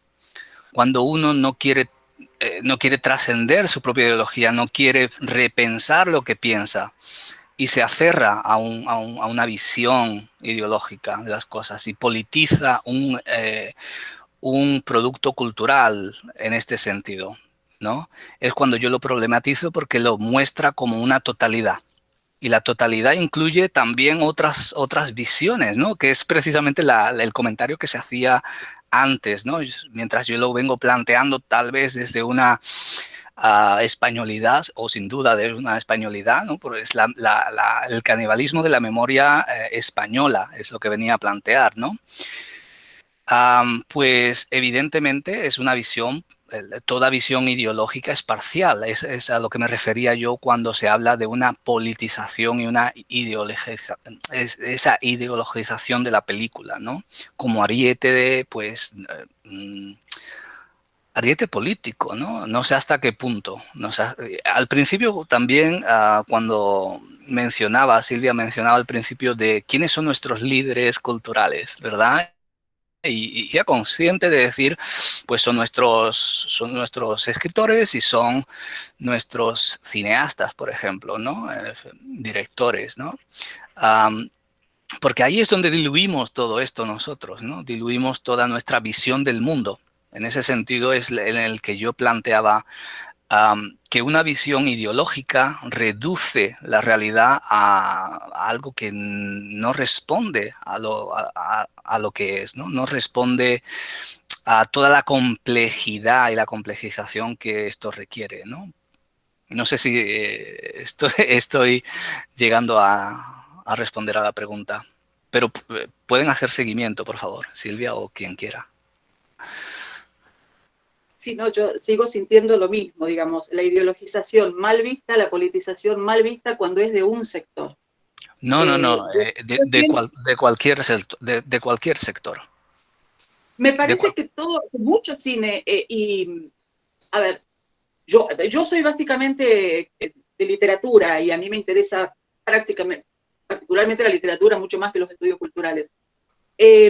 Aunque por supuesto las dos cosas son mi campo. Pero yo no puedo leer una obra literaria, sobre todo si es latinoamericana, dejando de lado todo el aspecto político que pueda haber por debajo, siempre. O sea, yo no termino, ¿sabes cuál es mi problema? Y creo que el problema puede ser mío de comprensión, no termino de entender lo negativo. Quizás se tendría que ver un poco, para ir a la crítica literaria vieja, estaríamos hablando del monologismo, que estás queriendo decir eso, que hay un monologismo baxtiniano, que vos lees eso en la película, un monologismo, digamos, no hay sin embargo, estuvimos hablando todo el tiempo de choques ideológicos dentro de la película, que cualquier crítico los puede ir sacando de las tensiones que se provocan. Sí, sí, sí. Bueno, la parte que yo estaba planteando es cómo, en un contexto muy concreto, ¿no? Que es cómo, vuelvo a repetir, quien escribe la película es un escocés, la directora también tiene una ideología, ¿verdad?, propia, y lo que hacen es utilizar nuevamente, reescribir, reinscribir la leyenda negra de una manera ideológica desde el presente. Eso es lo que yo estoy tratando de señalar, es el presentismo, la utilización ideológica presentista con unos objetivos presentistas, en lugar de plantearlos pues en estos términos que los está planteando ideológico sea de izquierda, de derecha, ¿no?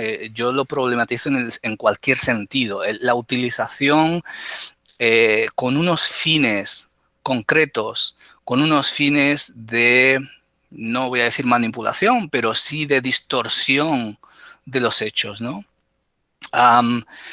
Y está muy bien presentado el conflicto continuo.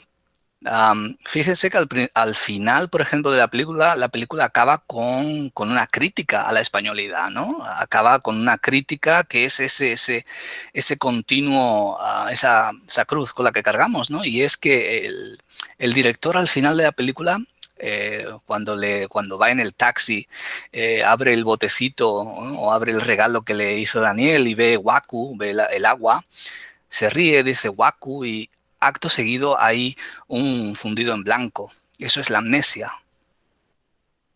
La amnesia. Hemos olvidado. Hemos vuelto a reescribir la historia, hemos vuelto a hacer lo mismo con la historia. Estamos volviendo a caer en lo mismo, ¿no?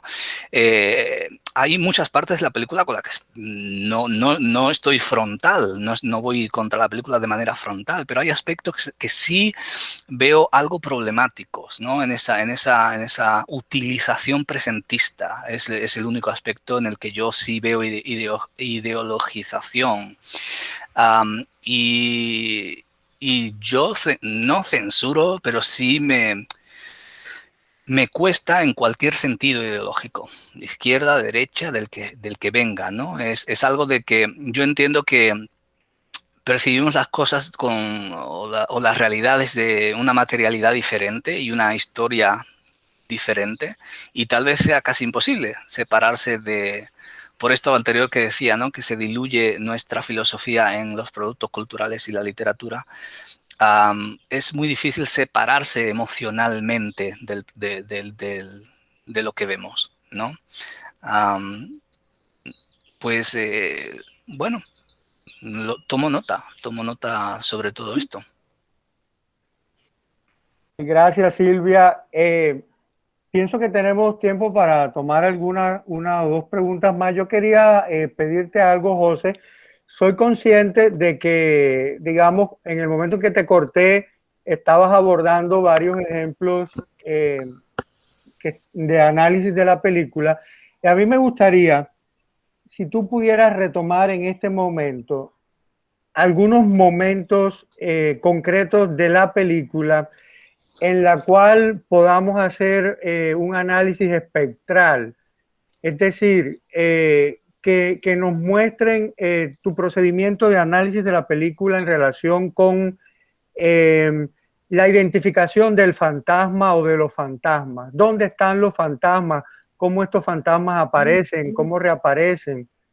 Y bueno, pienso que todas estas discusiones tan valiosas que estamos teniendo ahora tienen que ver con la propia complejidad del filme y con su posibilidad de ser consumida e interpretada de distintas posiciones y de distintas geografías, que tienen que ver un poco también con que tenemos unos extranjeros que vienen a hacer un filme América Latina, que no lo hacen donde deben hacerlo por respeto histórico, sino donde les es más barato y cómo eso se encuentra con un presente. Todas esas complejidades me parecen buenas, pero me gustaría si puedes ilustrarnos un poco más con respecto a este tema de dónde está el fantasma, cómo podemos encontrar al fantasma. Bueno, el fantasma, por ejemplo, está en, digamos, yo mencioné que mencioné un crítico que hablaba de la posesión y al poseer desposeía, ¿no? En este sentido vemos creo que es Antón, ¿no? Antón es el personaje que está encarnando a Colón, ¿no? Creo, si no recuerdo mal. Pues esta persona, ¿verdad? Está totalmente embebida en esa historia. Está totalmente poseído por el personaje, ¿no? En este sentido, vemos cómo Antón es realmente, es el personaje crítico, es el personaje que incluso a la par de Daniel, ¿no? Está tomando la visión, digamos, crítica de lo que se hizo, ¿no? Es la voz de la conciencia, más allá de incluso de las casas o Bartolomé, ¿no? Es este personaje el que creo que esa parte sí que la salté, pero es Antón cuando se convierte como en la voz de la conciencia, ¿no? Es como esa posesión. Cristóbal Colón habla a través de él, ¿no? Es ese fantón, él se convierte en el ventrílocuo. Pues esta es un poco la idea, ¿no? Por ejemplo, ese personaje. Voy a ver si encuentro... Bien interesante porque, digamos, una cosa es el rol que ellos van a interpretar de los personajes históricos y otro es su desempeño como personajes de esta realidad del presente, en la cual se dan unas contradicciones muy fuertes entre lo que representan los personajes que ellos actúan y el presente de su propia de su propia manera de ver la realidad actual. Y creo que ese ejemplo que pones es muy bueno, en el sentido de que Colón es el más malo de los malos y Antón, que lo representa, es la conciencia crítica de la colonización y también del presente y de sus compañeros. Encarna a Colón, es decir, vive el fantasma de Colón, pero lo vive de una manera perversa, de una manera compleja, ¿no? Sí, ese es un poco el planteamiento, no lo encuentro ahora, pero sí, ese es el planteamiento, ¿no? Es como, por eso decía que cuando reinscribimos, ¿no? Es un poco una de las ideas, ¿no? Cuando reinscribimos la historia, reinscribimos el trauma de una manera transgeneracional que va pasando culturalmente, dejamos de vivir en el presente para, como le pasa, por ejemplo, a Antón, ¿no? En este sentido, convertirse en un ventrílocuo, en alguien que transmite, ¿no? Que es poseído por ese fantón, ¿no? Ese es un poco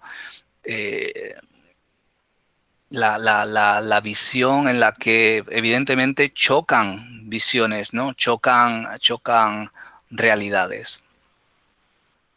Listo, tenemos más preguntas.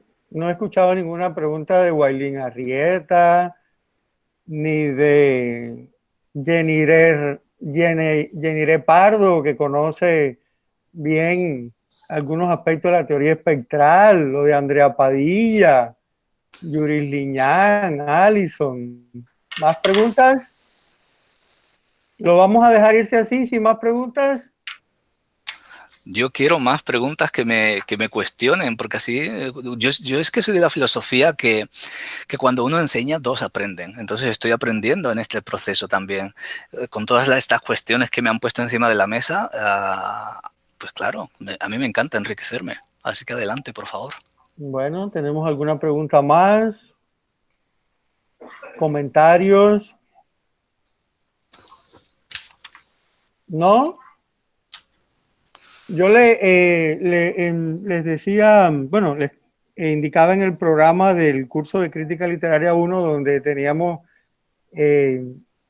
programada inicialmente tu presentación, José María, que tu conferencia iba a ser un abrebocas a un momento del curso en que vamos a leer básicamente Lo Siniestro de Freud, y vamos a discutir la posibilidad de, digamos, identificar estos traumas tanto a nivel individual como a nivel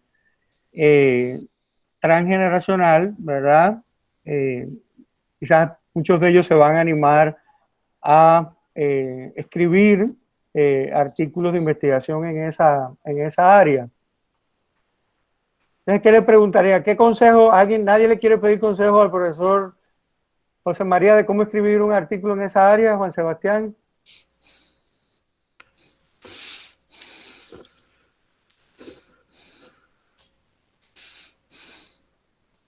Creo que no. Bueno, entonces, pues creo que vamos a ir cerrando y quería hacer unos pequeños agradecimientos, muy particularmente a Guailín Arrieta Ariza y a Rosa María Escorcia, que diseñaron el afiche de la presentación. Me imagino que a Angelis y a otra persona que se me olvida el nombre, que trabajaron básicamente en la divulgación de tu obra académica anterior, José María, y del evento. A Juan Sebastián, y que sé que estuvo promoviendo también la asistencia de los estudiantes al evento en un momento que todos sabemos que es muy complicado para todos nosotros. A la profesora Silvia por acompañarnos activamente con sus preguntas también. Vamos yéndonos, pero va llegando alguien. Vamos a dejarle entrar para que aplauda. Y bueno, a todos los que están participando, y José, muchas gracias a ti por haber preparado este trabajo tan meticuloso y tan detallado, y en un día que también era complicado para ti, sacar un tiempo para reunirte con nosotros y discutir todos estos temas, que creo que van a ser muy valiosos para nuestra perspectiva digamos, de los estudios espectrales y también del análisis de esta película. Bueno, pues muchas gracias por la invitación. Me alegro haber generado, no controversia, pero sí reacciones, porque eso implica que se toman el trabajo muy en serio y es algo que se agradece. La implicación, la dedicación en transmitir ideas, también en la divulgación. Así que nada, muy agradecido a todo. Me llevo muchas ideas también de ustedes, que lo sepan, y que las tengo muy en alta estima.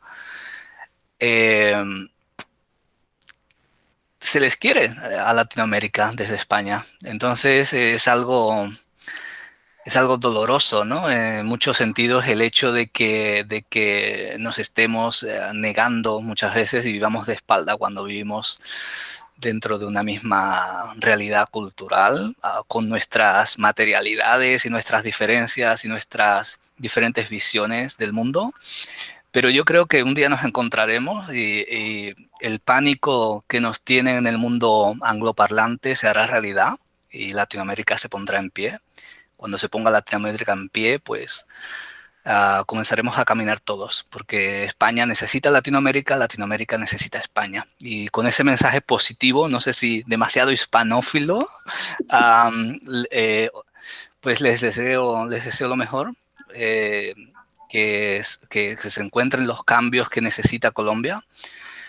Y nada, si necesitan ponerse en contacto conmigo, pueden hacerlo a través del doctor Guillén o directamente con cualquier cuestión, o sea, para seguir debatiendo, para seguir cuestionando, para seguir dialogando, o simplemente para estar en contacto. Así que nada, fuerte abrazo a todos y espero verles en el futuro. José María, muchas gracias, muchas gracias. De verdad que apreciamos mucho hayas estado con nosotros hoy acá. De todo corazón. Venga, pues Muchísimas nada. gracias. Hasta luego, muchas gracias a todos. Chao, chao. Que les vaya bien, cuídense mucho. Hasta luego. Gracias por estar. Hasta luego. ¿Me quedo con Kevin un poco o me voy? Te puedes quedar, José. Ya voy a detener la grabación, entonces te puedes quedar. De acuerdo.